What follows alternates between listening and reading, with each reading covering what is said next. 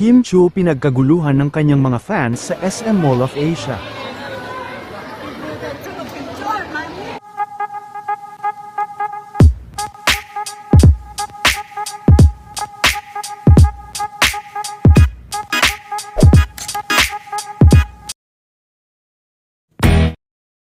Marami nga ang natuwa dahil ngayong araw ay nasa SM Mall of Asia si Kim Chu. Bukod sa pag-e-endorse ni Kim sa hair fix ay inimbitahan din ito para sa ribbon cutting ng panibago nilang branch. Pinagkaguluhan din si Kim sa kanilang event ngayong araw.